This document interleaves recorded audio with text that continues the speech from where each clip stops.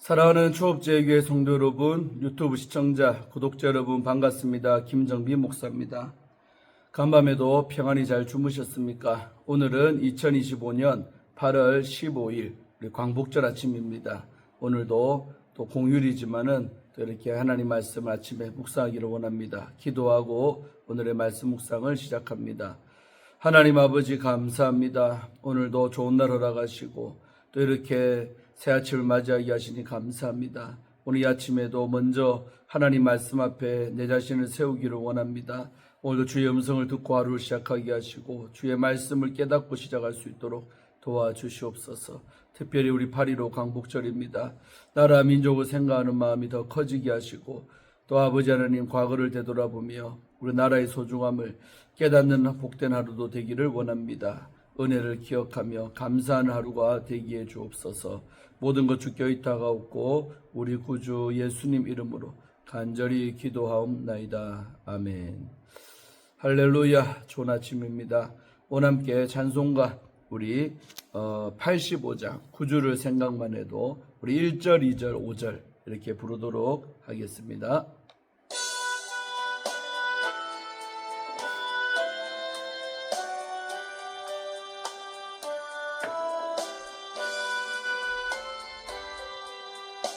구주를 생각만 해도 이렇게 좋거든.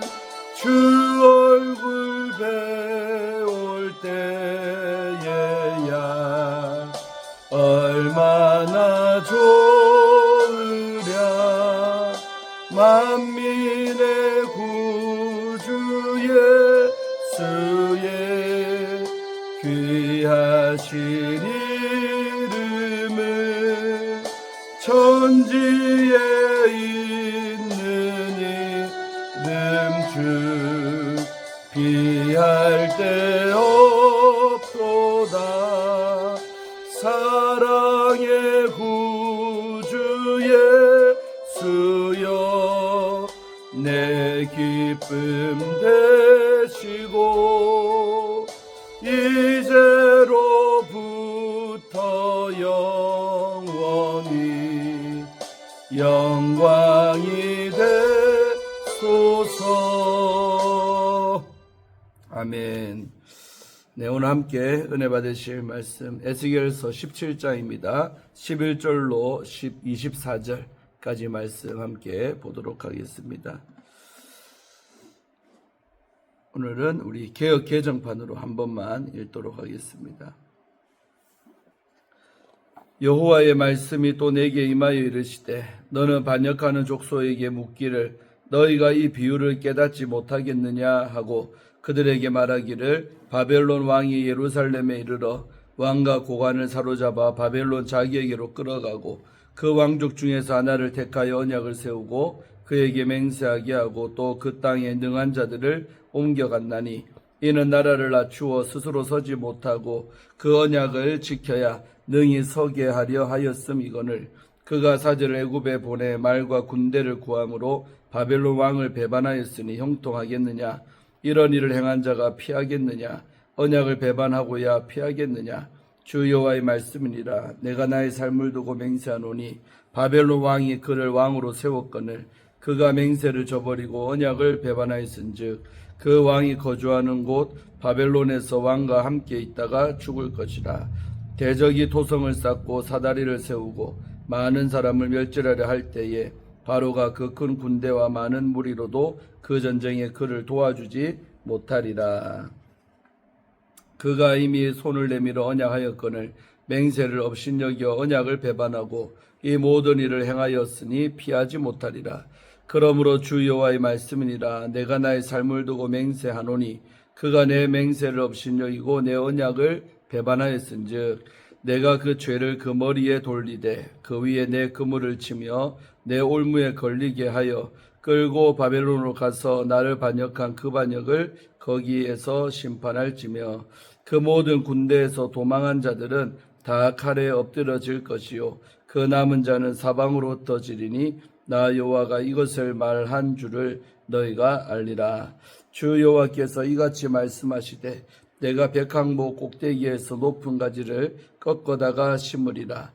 내가 그 높은 세 가지 끝에서 연한 가지를 꺾어 높고 우뚝 솟은 산에 심되 이스라엘 높은 산에 심으리니 그 가지가 무성하고 열매를 맺어서 아름다운 백항목이 될 것이요 각종 새가 그 아래에 깃들이며 그 가지 그늘에 살리라. 들의 모든 나무가 나 여호와는 높은 나무를 낮추고 낮은 나무를 높이며 푸른 나무를 말리고 마른 나무를 무성하게 하는 줄 알리라. 나 여호와는 말하고 이루느니라 하라. 아멘. 자, 오늘 본문 말씀 함께도 주의하도록 하겠습니다. 오늘 11절로 14절 말씀은 비유에 대한 해석이죠. 비유는 이제 어저께 말씀에 나왔었죠. 하나님은 너희가 이 비유를 깨닫지 못하느냐라고 하시며 비유의 해석을 제시하십니다. 첫 번째 큰 독수리는 바벨론 왕으로 역사적 정황에서는 느부갓네살 왕을 가리키고 있습니다. 바벨론 왕은 예루살렘 왕, 그 연한 가지 끝을 바로 예루살렘 왕이라고 비유했던 거죠. 예루살렘 왕과 왕의 고관들, 이 고관들은 백항목 높은 가지로 비유되었죠. 그 고관들을 바벨론, 바로 장사하는 땅 상인의 성읍, 이게 이제 바벨론을 상징한 거죠. 그래서 바벨론으로 사로잡아 갑니다. 이는 BC 597년에 느부갓네살이 여호야긴 왕과 고관들과 유력한 자들을 포로로 사로잡아간 사건을 가리키고 있습니다. 보통 이것을 1차 바벨론 포로라고 우리가 부르죠. 그래서 그 왕족 중에 하나는 요시아의 아들 바로 시드기야, 또 다른 말로 마따니아가 되겠습니다. 느부갓네살은 시드기야와 종주, 봉신 조약을 맺고 조약 준수를 맹세하게 했습니다.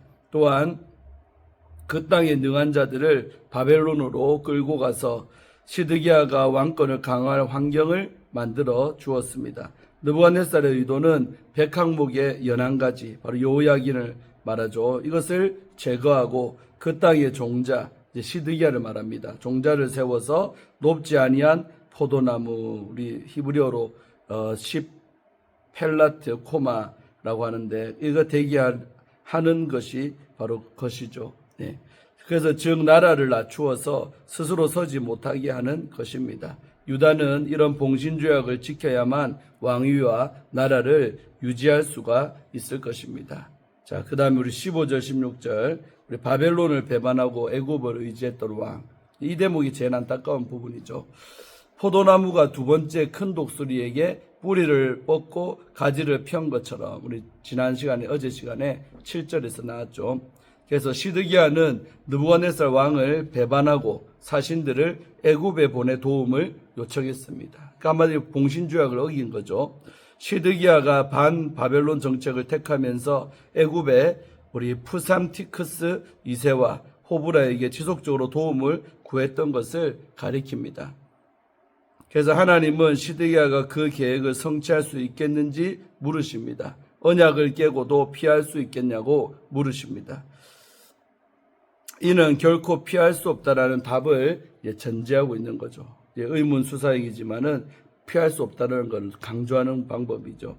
하나님은 시드기야가 느부갓네살과 맺은 언약을 깨고 배반의 결과를 알려주시면서 시드기야가 그 결과를 결코 피할 수 없음을 당신의 삶을 두고 맹세를 하는 것입니다. 시드기야는 바벨론으로 잡혀가서 죽을 것입니다. 에스겔이 12장에서 상징적 행위를 통해 예고한 내용이기도 합니다. 에스겔은 비유를 이렇게 해석하면서 시드기야 왕을 직접 언급하지 않습니다. 에스겔의 관점에서는 하나님의 인장반지인 여호야긴이 포로로 잡혀갈 것을 예고한 예레미야의 신탁, 예레미야 22장 24절에 나옵니다. 이 신탁에 따라 시드기야는 다윗 왕조의 정통 계승자로 인정하지 않는 것입니다. 자, 17절 18절 도움이 되지 않는 애굽. 하나님은 애굽의 많은 군대와 무리가 전혀 도움이 되지 않음을 분명히 말씀하십니다. 토성을 쌓고 또 사다리를 세우는 것은 공성전을 연상을 시킵니다. 느부갓네살은 시드기야 9년, BC 588년입니다.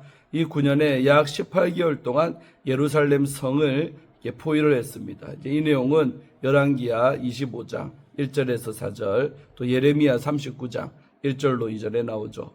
그래서 하나님은 이 시드기야가 바벨론 왕과의 언약을 파기하고 충성맹세를 저버린 결과를 피할 수 없으리라고 선언을 하십니다.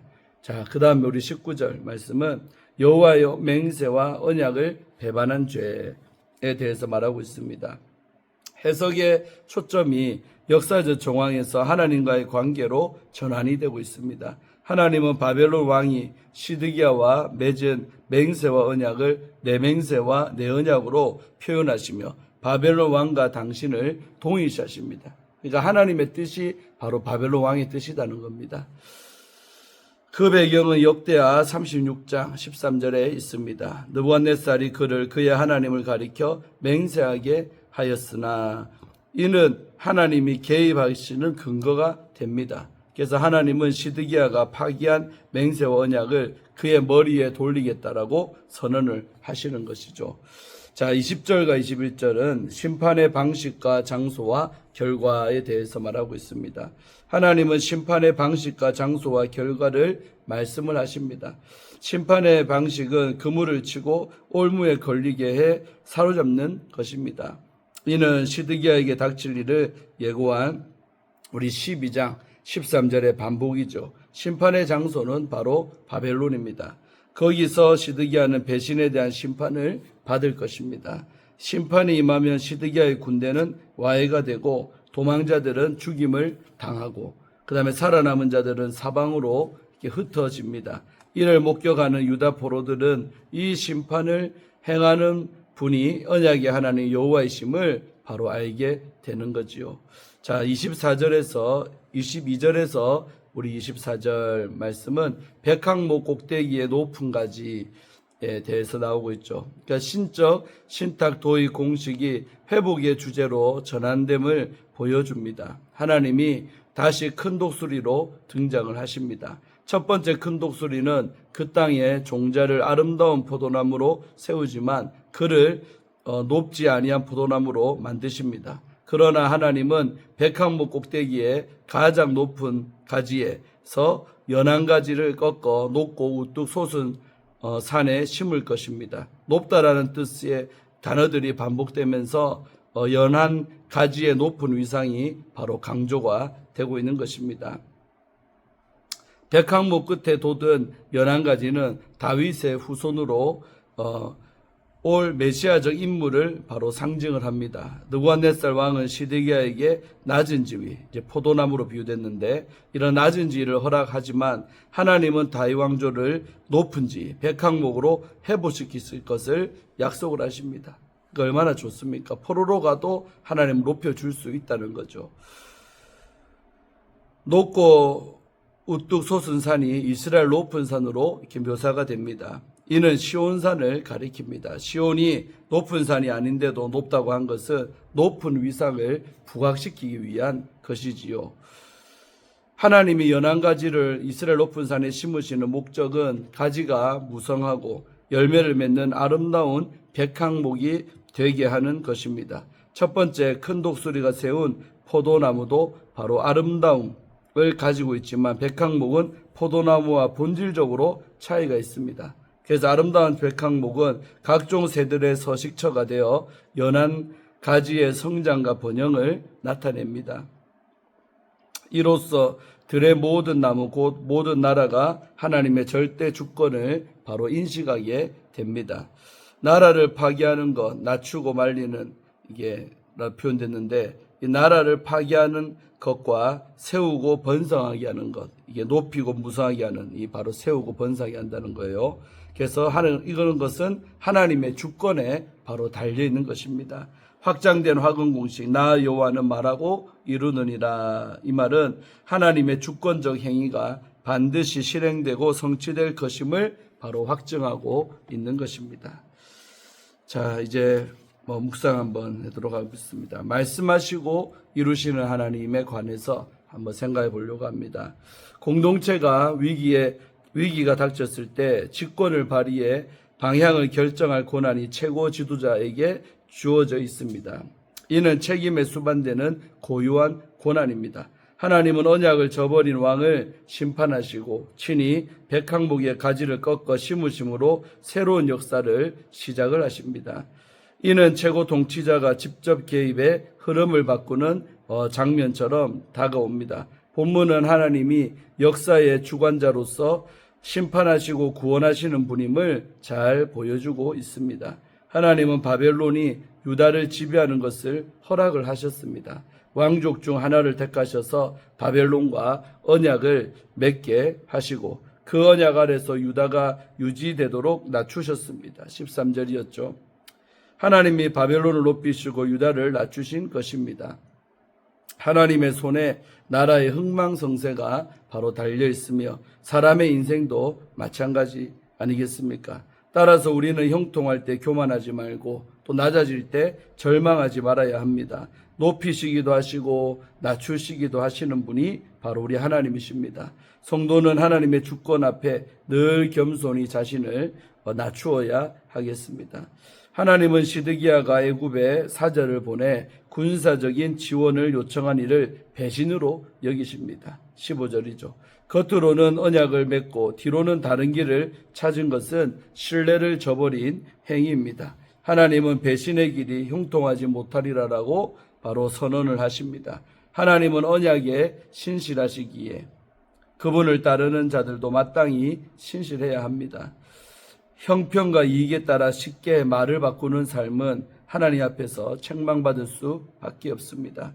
하나님은 시드기야가 바벨론과 이런 맺은 언약을 단순한 국가 간 조약이 아니라 당신과 맺은 언약으로 여기십니다. 우리 19절이죠. 하나님의 이름으로 맺었기 때문이죠. 따라서 그 언약을 깨뜨린 것은 하나님을 배반한 행위이므로 하나님이 그 책임을 직접 묻겠다라고 이렇게 하십니다. 20절이죠. 그래서 신실함은 성령의 열매 중 하나입니다. 갈라디아서 5장 23절이죠. 그래서 그리스도인의 중요한 덕목입니다. 우리는 상황에 따라 약속을 번복하는 태도를 지향하고 믿는 자의 신실함을 드러내야 하겠습니다. 하나님이 회복 역사를 시작을 하십니다. 백한목 꼭대기에 연한 가지를 꺾어 이스라엘의 높은 산에 심겠다고 하시죠. 22절이었죠. 그래서 이는 장차 오실 메시아에 대한 예언의 말씀입니다. 하나님은 사람을 통해 일하시지만 결국 당신의 주권으로 모든 일을 이루는 분이십니다. 믿습니까? 이 나무는 자라서 각종 새들이 깃드는 큰 나무가 될 것입니다. 23절이죠. 이는 하나님의 나라가 만민에게 열릴 것임을 바로 암시하는 것입니다. 성도는 하나님이 완성하실 큰 그림을 기대해야 합니다. 하나님은 높은 나무를 낮추시고 낮은 나무를 높이시며 푸른 나무를 말리시고 마른 나무를 무성하게 하시는 능력자십니다.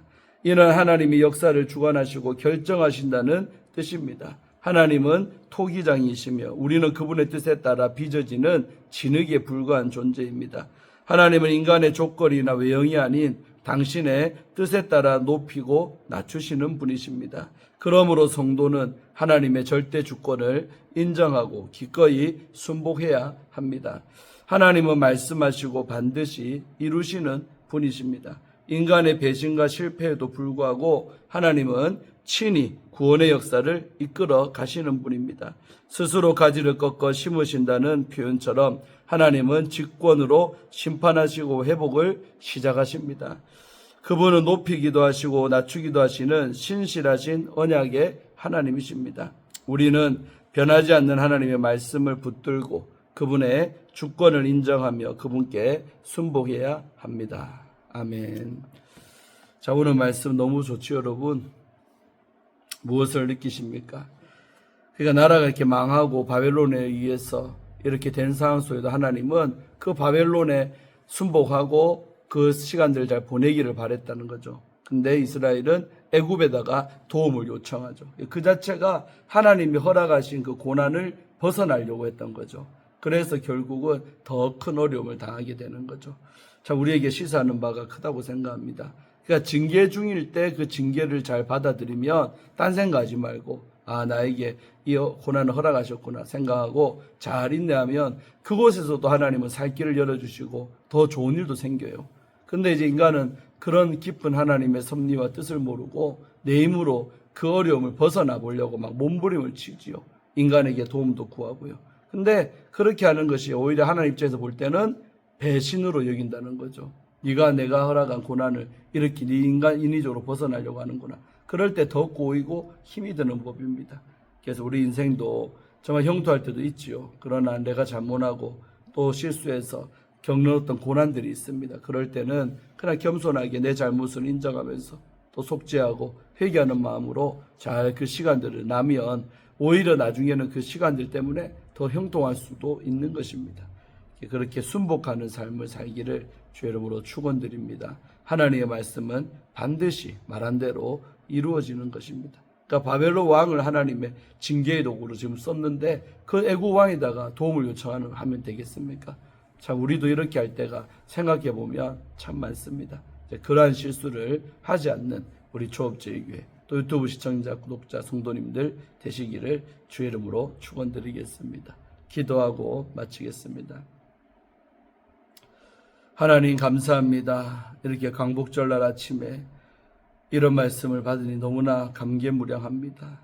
우리 민족도 참으로 나라를 잃어버리고 일제치하 36년을 너무나도 많은 고난과 고생하며 그 시간들을 잘 났습니다. 그 속에서 믿음을 잃지 않은 성도들이 있었고 아버지의 믿음을 절개를 지켰던 많은 선조들이 있었습니다.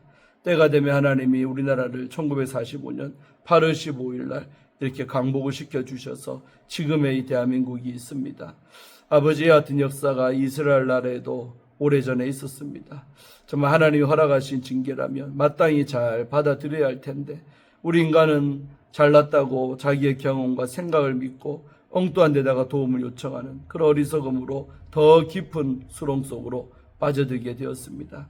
우리의 인생도 이와 같은 실수를 반복하지 아니하도록 하나님께서 정말 허락하신 징계 속에 고난 속에 잘 인내하며 끝까지 주님만 바라보고 순복하는 삶을 살아낼 수 있는 그런 영성과 은혜가 우리에게 있기를 간절히 소망합니다. 잘 그 시간들을 보내면 때가 되면 하나님이 강복을 주시듯 우리에게도 빛을 주시고 또 새로운 살 길을 열어주시는 하나님이심을 믿습니다.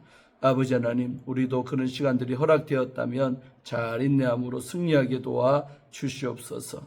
감사드리고 오늘 이 하루도 정말 나라를 생각하며 민족을 생각하며 잘 경건하게 보낼 수 있는 우리 강복절이 되게 하여 주옵소서. 감사드리옵고 예수님 이름으로 간절히 축복하며 기도하옵나이다. 아멘. 할렐루야. 좋은 하루 되시기를 바랍니다. 또 내일 토요일 아침에 뵙겠습니다. 샬롬.